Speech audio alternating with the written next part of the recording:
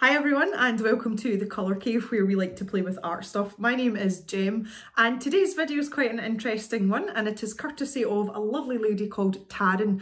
Tarryn recently sent me some of her products and that was in a haul video that I did not that long ago. I'll stick a link in the end card to that if you haven't seen it.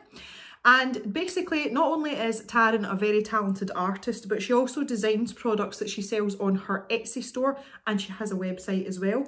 And her Instagram's one of my favourites. That's how I came to be in touch with this lady. Her artwork is beautiful. It's really, really good. So Tarryn sent me some products to show on the channel and she has actually sent us some cards that haven't been seen yet. So we're going to road test them for her and see what it's all about. Today is actually my birthday, the day that I'm filming this video, and I don't have to work, so I thought what better way to spend the day than try out some lovely products from one of our art community. Not only is Tarryn a talented artist, but she has also given us a unique code so that you can go to her Etsy store and get a 20% discount. So if you like what you see in the video, then you can put in this code and you will get 20% off all of your purchases. So that sounds like a good deal to me. So we'll get to top down view now and we can see what this is all about. Let's get going.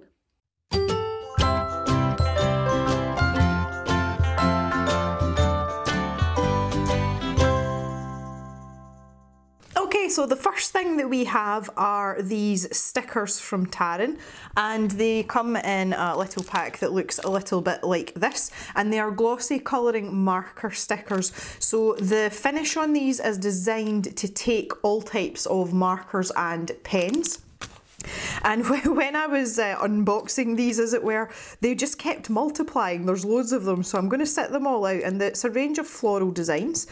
We'll just keep going here because they seem to be breeding when I took them out the packet the first time. So there's 10 in the pack. They are all different designs, which is lovely, but they are really, really glossy and you can see the sheen on those in the light. So what I would like to do is I would like to test these with Copic markers. When I think of markers personally, Copics are the first things that sort of spring to mind. So I do have these sitting off to the side. I just left the whole tower over and I've already selected some colours that we're going to use to try on one of these. The other thing I've got as well, Tarryn Brush Marker Pro pens, and these are water based, so it'll be interesting to see how each of these pens behave on the stickers themselves. So I'm really excited about this, and because of the size of them, these are perfect for this kind of video. Because it's not like a colouring page where it's going to take you like hours and hours to finish. So I'm really looking forward to this. And I'm kind of like, oh, which one do I want to do? But I'm going to start with this one. So I've just got a bit of scrap paper to put down on the desk because the chances are I may go over the edge. It is my birthday, so I may or may not have beer at this juncture. So the selection of colours I've picked, because we have this flower and then we have like a bud, and I'm assuming that the rest is going to be foliage. All this could be another petal here, I'm not quite sure. So I've picked out a couple of Copics. So I've got G94, which is greyish olive, and I've got Pistachio, which is G43. I've also picked out G20, which is wax white, and it's a really pale colour, and I was kind of thinking about using that for a highlight. I've also got a selection of the V markers as well. So I have V01, V05 and V15, and the same as before, I've got this very pale colour which is rose quartz, which is V00 or VOO. And that's just so that we can maybe put a little highlight in and see how that goes. So those are the colours we're going to go with, just to keep it simple to start with. So the first thing I want to do is just see how the pen itself is actually going to go down on the surface of the sticker. I imagine it's going to be very slick. So as expected, it is going down. It feels quite slick, but I don't feel as if the ink is being pushed around over the surface. You know, I do feel as if it's adhering or sticking to the sticker. And we've got that nice squeaky noise as well, which I really like for some weird reason. The thing I love about markers is, especially with these brush tip markers, you can cover such a large area quickly. It's a really, really nice feeling. I like that a lot. That's one of the reasons I like markers. It's not something I use very often, but I do really like them. So let's just fill in the rest of this. Now I do want to have a highlight and I think I'm going to have it here. So I'm just going to nip in with this VOO or VOO, and I'm just going to pop a little bit across there, and I'm going to leave that to dry. I can just see that and no more. You probably won't be able to see it on the camera. I think as well, these stickers are a really good size. They're small enough to use, you know, if you wanted to use them to like stick on the back of an envelope or something like that. You know, they're not clunky or cumbersome, but they're big enough that they kind of make a statement on their own. Okay, so I'm going right up to the edge of this other colour now. Just going to colour that bit in the middle. And I can say that it is not seeping into the other colour at all, which is just amazing. That's what we want. Now I'm wondering how long it takes these to dry in as well, you know, how long you have to wait before you go over the top. So I just want to touch this. It's not coming off in my finger and it's not smudging as well, so they do dry really quickly. So this is, yeah, this is good. Jem likes this. So let's go to the next darkest colour, which is the Azalea, which is VO5, as in like the hair products. Oh dear.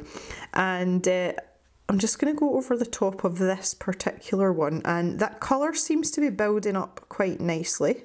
So now that I know that this is dry, the other thing I want to test with alcohol markers, and it's something that I do a lot with alcohol markers, is to layer the marker up on top of each other. And I want to use the same colour to see if it builds that, you know, the richness of the colour. So with this petal here, I'm just going to give it another layer and see if the difference is noticeable between one layer of pen and 2 layers of pen. Does that make sense? I hope so. Squeak, squeak, squeak. So again, we'll give it a flap and let that dry a little bit. So that's looking pretty promising from where I'm sitting. I don't know about you guys, but it looks good from where I'm sitting. And the other thing I want to do as well is to try blending. So I've now got the VO5, which is the colour I've just used in here, but I've also got my darkest colour, which is Mallow, and that is V15. This pen's really dirty for some reason. It's got a lot of ink all over it. I do wipe down my Copics with Surgical Spirit to take this kind of stuff off. I hate having grubby markers because I don't like mess. So both lids off, we've got to be prepared, because this does dry quite quickly. So I'm going to take the darkest colour first, and I'll try it on this one down here. I'm going to squish that down, probably to about there, and then switch to that mid-tone and just see if we can blend these together. And that is blending like a, oh my goodness, that's my dodgy hand.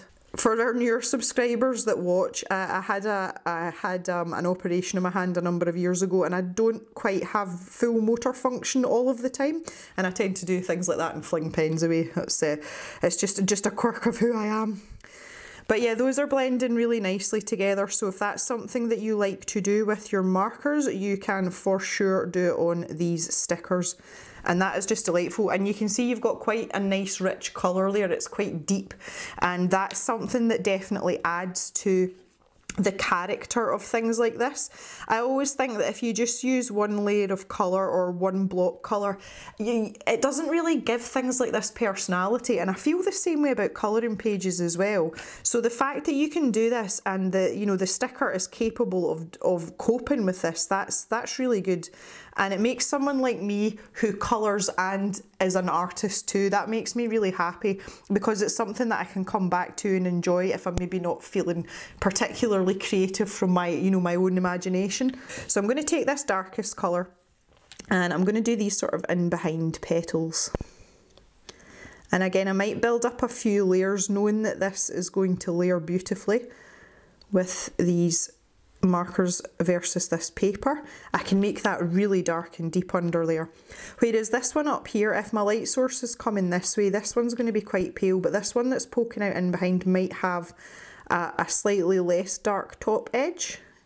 You know, maybe it's just catching some of that light and no more. See how we get on. Now, one of the things about really slick paper like this is sometimes I find that with some papers you lose the vibrancy of the colour of the marker, just because most of it is not necessarily getting absorbed into the paper, and this does not seem to be the case with these stickers at all. And I'm really impressed with that. I think Tarryn has done extremely well in choosing her paper, you know, for her designs, definitely, for sure. I'll just keep going with this bit down here. Pip's lying in the armchair over there, and that's kind of like her spot now in the new cave, and she's starting to dream. All her little feet and her whiskers and everything are twitching, and she's starting to make funny noises. Makes me laugh. Okay, that's great. I'll come up here now. The nice thing about these is you can turn them round as well. They're very mobile. So I'm going to blend out the mid-tone and the paler colour now. So I'm just going to do a little bit of work because I'm going to have to even these up slightly. Not that it matters really, this is purely for demonstration purposes, but get that down in there. Ooh. Can you tell I'm enjoying myself?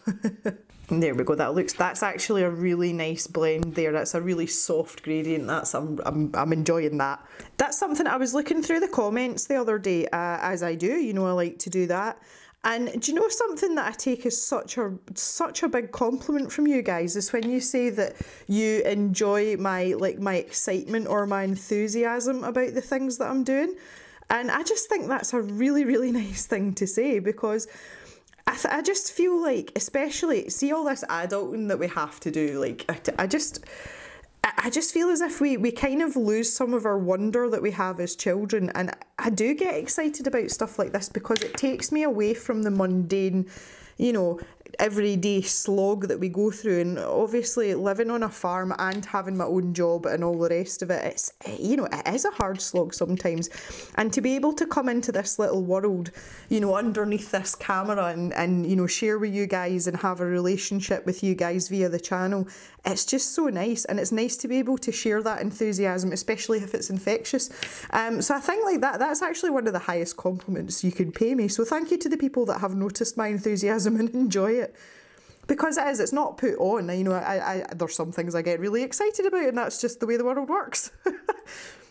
Right, I'm going back to my dark one here because I've got this little one under here, and that's going to be pretty dark in there. So we'll do a couple of layers of this V15. I'm starting to even out a bit now. My petals don't look quite as lopsided. Ah, geez, lopsided petals. What's the word coming to? These are fun. This is like really relaxing.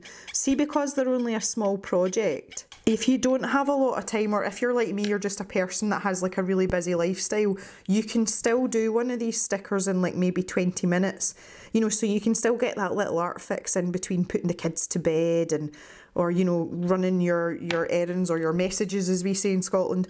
You know, you can sort of fit in that little snippet, and that's something that's really nice about this. And it's not something, I'm going to be honest, this isn't something that I would ever considered purchasing or pursuing. And I'm actually really glad that Tarryn sent me these, because it's made me realise that for someone who is really busy, you know, this is a nice way to art and get that little art fix without having to dedicate a bajillion hours to what you're doing. Now, just for a bit of contrast as well, I'm going to take my darkest colour, and just down this edge, I'm going to run that marker down there.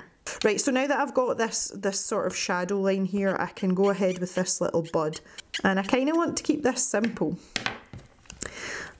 So I'm just going to pop in a little bit of the mid-tone here. With it being a bud, obviously it's not going to develop its full, I was going to say plumage there, it's not a bird. It's not going to develop its full pigmentation until it opens out. So that's not going to have any of the darker colour in it. That is my theory and I'm sticking to it. I know nothing about plants, but that's the story, guys, okay? So again, the first thing, I need to decide if I want a highlight on anything, and I would like a highlight on this leaf here, so I'm just going to squish that in straight away, and I'm perfectly safe going in with everything else. So this is now my mid-tone, which is G43 for those of you who are interested, and maybe add a little bit more layering. Because again, with these alcohol markers, if you do go back over, you will get some depth of colour. You know, it's not going to be uniform, it is going to build up the way you know, any other medium like this would. Even if you don't want to go to the next shade down, you can still have that you know, that variation in the tone of it just by using the same marker and doing a couple of layers.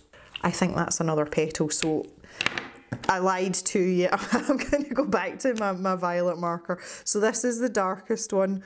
I really am enjoying how quickly that these markers are drying on these stickers. This is really good. And in at the bottom here, in behind this leaf, I'm going to block colour with the greyish olive. That's the chisel end, which is the darkest shade that I've got.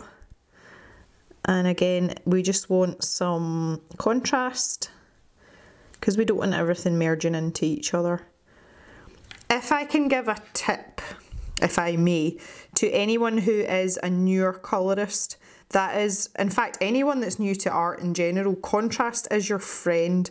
Like, the more contrast you have in a piece, it doesn't matter how good your drawing skills are or your painting skills are, because that comes with time. But one thing that will instantly improve your artwork is using contrast. So using dark and light to make things stand out and push things into the background. And I wish it's something that people had talked to me more about when I first started to learn to draw.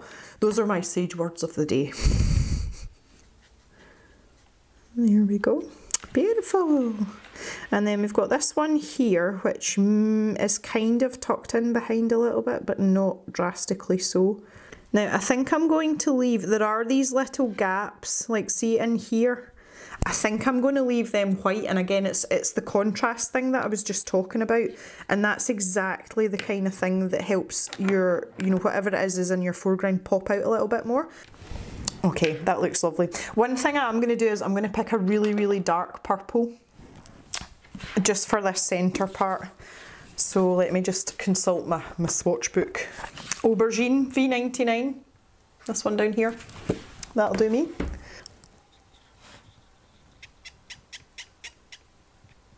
Now, I think that'll probably, excuse me, just look really dark, but that's okay. I'm cool with that right now. Yeah, it just looks as if I've coloured that in black. Okay, that maybe wasn't my best choice. No, okay. So there we go, that is, I'll just have a quick zoom in here. So that's looking pretty good. I'm really happy with that. Now what I'm going to do is pop that off to the side just to let it like dry properly, and then we'll do the all important smudge test. So we'll just pop this one out the way just now. Alright, so with this one I have got the Tarryn brush markers, and these are lovely, and I'm basically going to do the same thing with these, so we're just going to go to town. Now this is like a fantasy flower because I wanted to use different colours. I was going to go with reds, but I decided against it entirely. So let's just see what one layer does. And again, exactly the same feeling, you know, they're quite slick. So, yeah, so we're going to have to contend with these brush stroke marks. And I'm kind of hoping that you can see them on the camera now, because there was absolutely no sign of these at all on with the Copic markers, with the alcohol-based markers. So that's something that can be used to your advantage. Obviously, it helps you create texture, but if you're wanting a nice smooth finish, that might be a problem. So I'm going to use this texture to my advantage here, and I want to test out some wet blending and just see what happens. Oh, that's interesting. Okay, the water-based markers are not blending. They're not wet blending at all. So I wonder what happens if we go over what we've done. Okay, the multiple layers is helping with the sort of streaky lines, but no, there is nothing coming off on my finger when I did that. Whoa. Yeah, this is drying like really fast. Okay, unless you are like a speed demon, I don't think that the blending is up to much with water-based markers. Let's just try and get a layer. Maybe if I go quicker we can eliminate the streaks. No. It is, however, taking layers of the colour really well. You know, if I do this a couple of times and then leave that just for a second, there is a difference between this top part. You know, the colour is becoming richer, so it is soaking into what's already there. Yeah, I mean, I'm kind of scrubbing at that and it's not doing anything. Okay. Right, so we'll leave that to dry. That's looking really pretty. I wonder, I don't have a huge selection of these Tarryn markers, but I was wondering if I maybe had something pale that I could put in the background. Yeah, that's pretty pale. Let's go for that. I could just pop some of this in here. Now the good thing about using a paler colour is that the stroke marks aren't going to be as obvious. So that's something that you can use to your advantage if you're using more delicate colours, that you know, you have more of a chance of creating what looks like a smooth a smooth area, and that's just the human eye for you, because our eyes aren't that great at picking stuff up like that on lighter colours, so you use it to your advantage. Let's see if I've got another green here as well. I have 3 greens.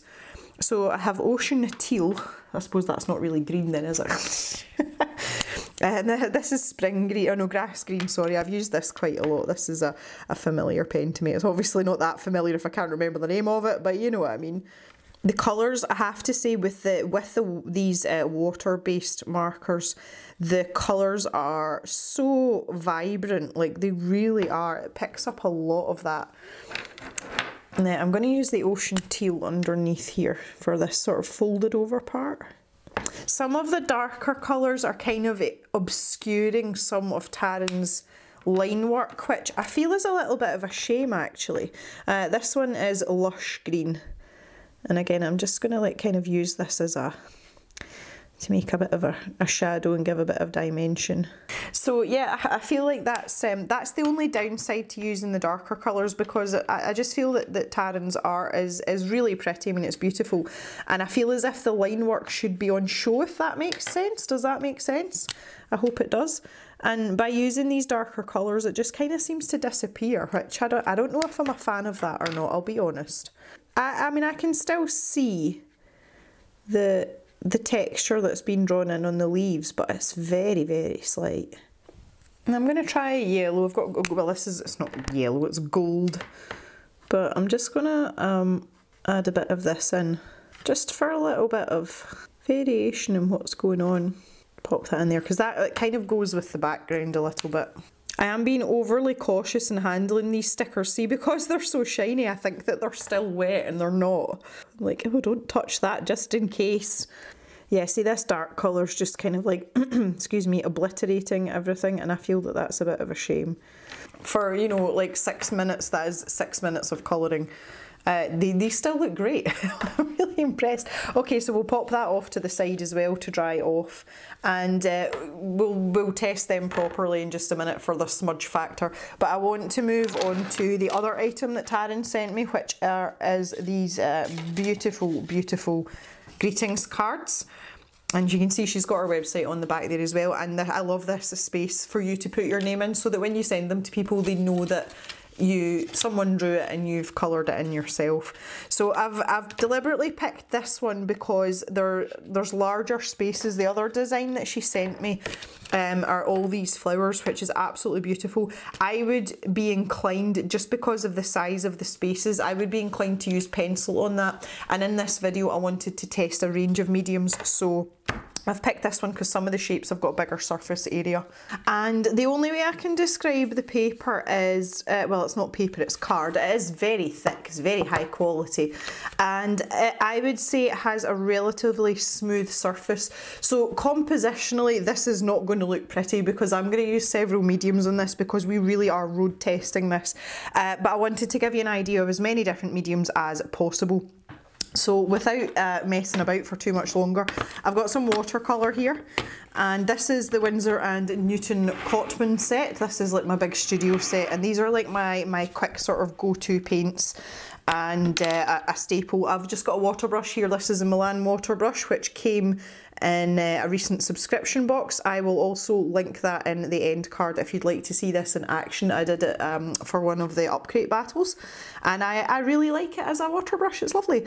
So yeah, there's not going to be a theme or a colour scheme here. I'm literally just wanting to try out all these different mediums, so we're just going to go for it. Let's try, I've got cadmium orange hue here, and I want to see how we get on with this. So I'm going to use this as a background colour, and we'll just pop it on. Now bear in mind, this is not watercolour paper, so it will be interesting to see how this fares and how much manoeuvrability we've got. And we do have a little bit, obviously it's not going to behave the same as it would if it was actual watercolour paper, but that's not, we're not here to judge that. We just want to see how well it's going to cope with each of these mediums, and whether or not it is a viable medium to use.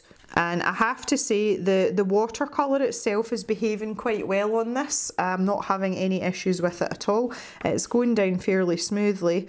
The paper's not like sucking it up instantly, which is obviously advantageous because that lets us manipulate our paint a little bit and, you know, use that to our advantage, because that's what you want when you're working with watercolour. So I'm just going to pop this down. It is drying fairly quickly, but not inconveniently so, shall we say. Oh, goodness me. That is, yeah, that's working quite well. I'm quite impressed with that. There is a little bit of bleed of the ink, especially in this dark area here where I'm working just now. The ink that's actually printed onto the paper is spreading, but it is minimal, and that is quite a dark area, so it's not something I would be overly concerned with, but it is there. So that's something to note if you were thinking about something like this. It's something that you might want to take into consideration if you were going to do one of these in complete watercolour. Yeah, it's kind of tainted the paper a little bit. You can see it there as well. Okay, so watercolour maybe isn't the best medium to be using for this. Yeah, so it's actually bleeding out quite a lot. It's just making it look grubby. I don't know how well that's coming across on the camera, but that is definitely, you can definitely see it if you're close to it. If I just do that, look, you can see that the ink's coming off there. So I would say that you can use watercolour on these, but you would have to be quite precise with it, and washes would be most likely out of the question. It's not, I'm not discounting this at all. I would happily use watercolour on these, perhaps not on the hatched areas though, because that is just going to sort of turn into a sort of smushy, mushy type mess. Okay, next medium, we're going to go back to the alcohol markers, and I would like quite a pale, maybe bluey green colour. Why not? Because this is going to be like a dye works explosion. Yeah, there we go. So I've got BG11, which is moon white, and I'm going to use this to go around the outside and just see what happens here, to see how streaky this is going to be. Now, to be fair, this is one of my drier markers. It's not ready to be refilled yet, but it's not kicking the backside off it. But I think that's actually a fairly good acid test of the situation and how it's going to deal with the paper. So let's just see, shall we?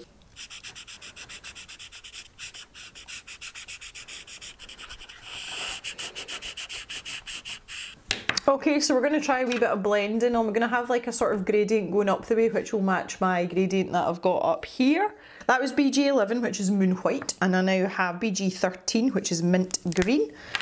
So I want to start at the bottom here, and I'm just going to get some of this down. Now the ink seems to be coping fairly well with the alcohol in this marker, which is absolutely grand. So you're not going to smudgy smeary everything with alcohol markers if you wanted to use them for something like this.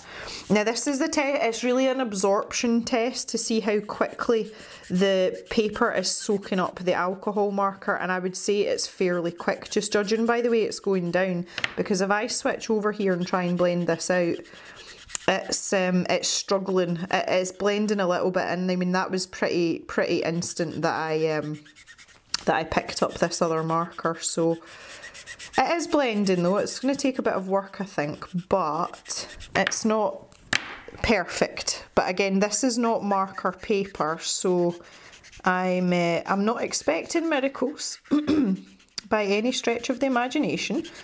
But if we just work at this a little bit, because that's what you have to do. That is not bad at all. Now it's interesting, I've put a fair few layers of alcohol marker down here, and the paper hasn't reached saturation point yet. Now saturation point with alcohol markers is when you continue to put layers down and the colour doesn't change, so that the paper has literally soaked up as much of the ink as it's going to, and it's just going, nope, I don't want any more. And that's taken quite a few layers to get to that stage, so that's good to know as well. So you could do quite a lot of blending on that. The paper's not tearing up or pilling or anything, so it's very robust. So you can see the difference there, and that gradient's actually quite gradual. I am suitably impressed with that. Okay, there we go. I'm fairly impressed with that, if I'm honest. Now that was just a quick going over. I haven't really spent a lot of time on that.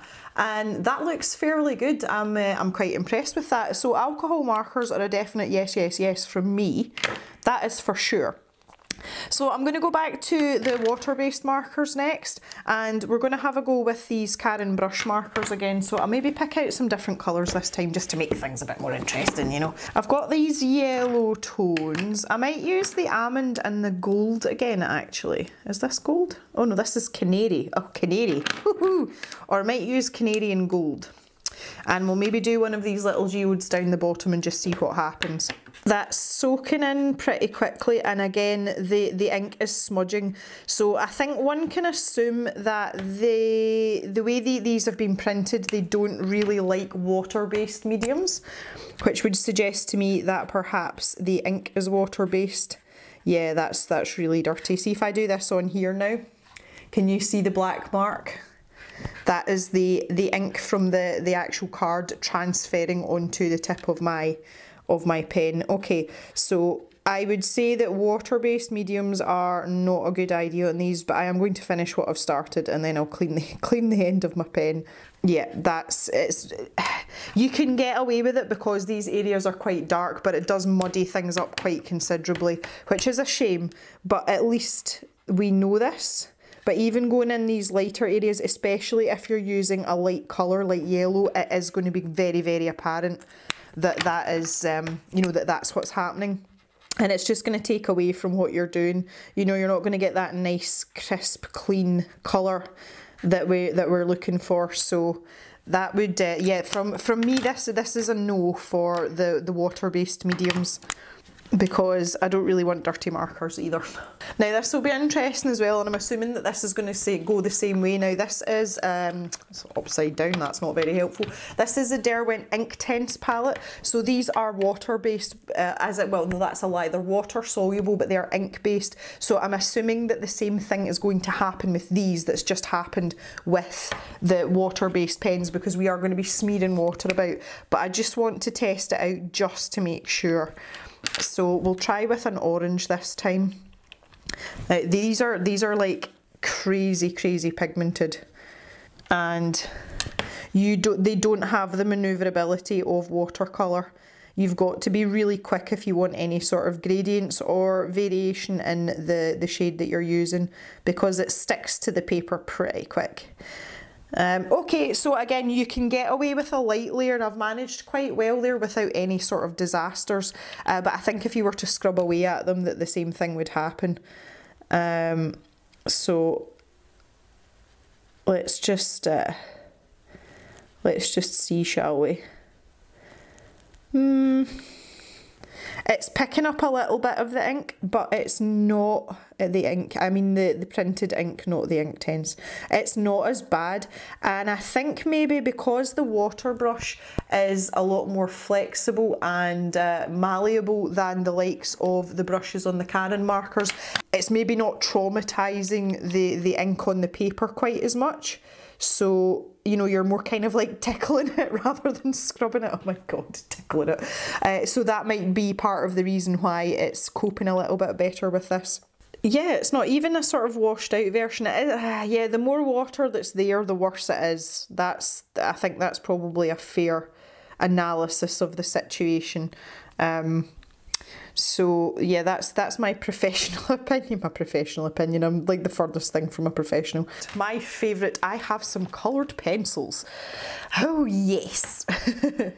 Okay, almost completely at random, I have, these are Faber-Castell Polychromos, my favourite pencil to use. I have light phthalo green, I have deep cobalt green, and I also have dark phthalo green.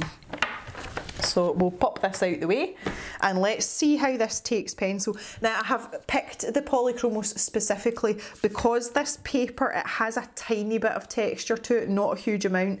So using a really soft pencil isn't going to do you any favours because the paper isn't going to be able to grip onto it. Whereas with a slightly harder pencil, you've got a better chance of being able to layer up and things like that. So let's just go for this here and see what happens. So I'm not pressing hard here, obviously, I just want to see And it feels a little bit, I call it skatey, you know, you can feel the pencil kind of like just gliding over the paper, and it doesn't really feel like the paper's, you know, the tooth of the paper's trying to grip the pencil.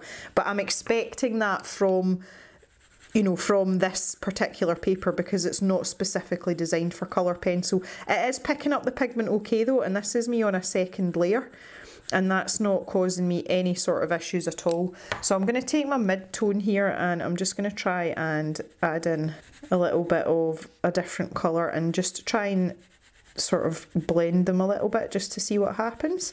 I can tell straight away, again, just because I'm much more experienced with pencils than any other medium, that I would be happy to use colour pencil on these, you know, as an entire piece and do the whole thing in pencil.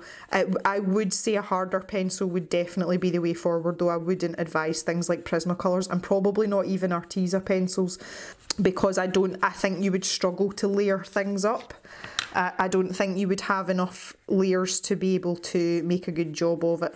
This is going reasonably well. I sound really surprised about that, but no, I'm quite impressed with this. That feels nice. So let's try in one of these hatched areas and just see what happens. And again, that's going over the ink fine. That's what I expected. I mean, it's pencil, it's not going to... I think if you were using water soluble pencils, it might be a different story, and I think you'd end up with the same sort of smudgy situation. But certainly, and I'm pressing really hard here, and it's taking a couple of layers fine even when I'm pressing hard. So yeah, I would say that pencil is definitely a win.